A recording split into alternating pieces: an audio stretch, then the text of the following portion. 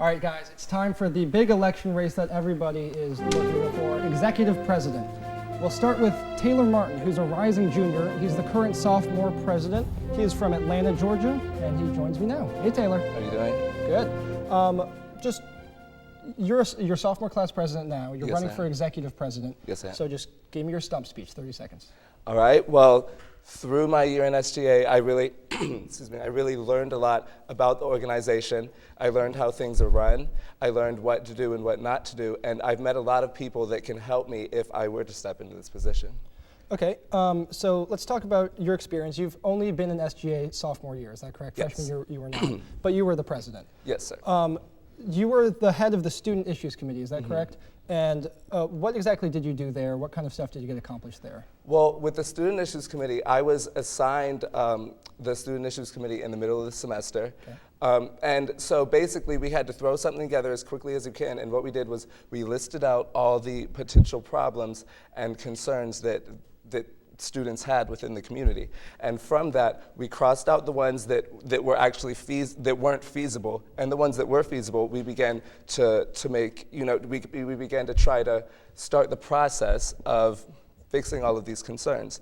And I wasn't able to to stay in the office for a long period of time, so nothing actually was ever pushed through completely. But the time that I was in office, we definitely, got the ball rolling on a lot of issues that are still currently being talked about in SGA today. Were you relieved of your duties from that? Did you step down? Why were you? I stepped down from my duties because of time commitment.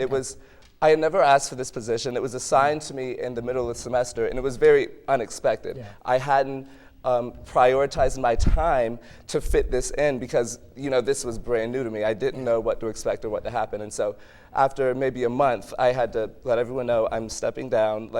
We can pass this on to someone who can actually put the full-time commitment in for the semester. Okay, on your Facebook page, you've got 1,000 fans, ton of fans. Your number one platform is the outdoor pool, which we just chatted about. There hasn't been a consensus within SGA to build this. I know you are pushing it. We have a graphic, if we could put it up. The senior class officers, Jay Reno, the senior class president, they sent out an email opposing this pool, and they say this is because of a number of things. First, they say the money could go to organizations, but they say the pool is approximately 4 times the size of the current pool, 4 jacuzzis. They say this is excessive. Do you think, how would you make it so if we do have a pool, it wouldn't be excessive? It wouldn't be like Elon's green grass excessive. They spend so much money on it. How would you make sure we're not wasting our money? Well, the thing is, a pool at the cost that we have budgeted now is not excessive at all. There are pools that can be upwards of $1 million or $2 million, and ours is greatly underneath that. We don't have fountains jetting from the side of the pool. It may seem like a lot, but in reality, we're not being very excessive with the way we spend our money. It's only $20 per student out of student activity fees. Yes, sir. Okay, last question for you, and this goes back to your experience. The current executive president, who you're trying to replace, has openly endorsed your opponent and has written an article in the Pendulum that basically questioned, he said experience was key. Do you have the experience to lead the student body as executive president? I absolutely believe I have the experience to lead the student body. On paper, my opponent may have more things to list out, but what I may lack in experience on paper, I gain in motivation. I'm a very motivated person. I know what it is that I want, and I know how to do it. So I believe that him having served a year on SGA, 2 years more on SGA than me, has nothing to do with what I can do in office. I know that I can get this job done. Taylor, thank you very much. We're actually going to interview your opponent now, Evan Davis, and he's with Morgan Lilla right now. Morgan? Hi, thanks, Randy. I'm here with Evan Davis, as previously said, is running for the executive president position. And so just to start out, Evan, could you just recount one instance that best demonstrates your ability and leadership that is necessary for your position? Sure. The executive vice president is in charge of planning a Senate retreat each year. This year, we decided to shake things up, and we decided to have a state conference. We invited different universities, their SGAs, their executive officers, any senators, to come to Elon, and in hopes to increase communication between schools, get new ideas in how they work, express how we work, and it was a great experience. We had 6 other universities come to Elon. We heard positive things from this seminar that we hosted, and that fell under my control, It was my initiative, and I'm really proud of what we did there. Great. Your opponent's campaign is heavily focused on the idea of a fresh start, putting in new blood to SGA. And you've been in SGA for a long time. Do you feel as if that's necessary? Do you feel like it needs a shakeup? There's things we need to fix. And I think you have to know what needs to be fixed and what can be fixed. It takes that knowledge, that experience, that time in SGA to know what needs to be done. And it's one thing to say, we need a fresh start. We need to fix things. And I have a clear vision of what we need to do to fix SGA.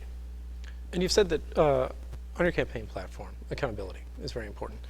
Could you bring up an instance in the past where SGA has not demonstrated accountability that you would hope to use as an example to kind of better the organization? Sure.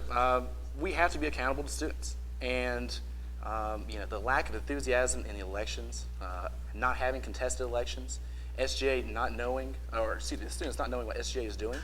Once again, we heard earlier about being cooped up in Mosley. We have to be more accountable to students. We have to make sure they know what we're doing. A lot of people expressed that they didn't know that the poll was coming up for a resolution to vote on this past week. That's a lack of accountability by SGA. We got to do a better job of PR. And then, I talked about auditing student organizations. We had a couple instances last year where student organizations weren't using their funds with the intent of their organization. We have to do a better job with that. So do you have any specific plans to inform the student body about these sort of issues? Absolutely. Hopefully, right here in the School of Communications, we're going to have a weekly public affairs show, similar to what we're doing right now, telling students what SGA's message is, what we're up to. I'd love to do that. Weekly executive president addresses on WSOE, telling students what SGA is up to. And then, getting out there, talking to students, having public office hours in downstairs Mosley, just so we can get the opinions of students passing by. There's a lot of things that we need to do, and under my direction, we'll accomplish that. Great. And just real quick, are you as motivated as you were when you first got into SGA? Absolutely. It was a great experience this past year serving as Executive Vice President. A lot of the internal functions the Executive Vice President is in charge of. I love being with the organization, seeing it grow, and I'm really excited for the next year.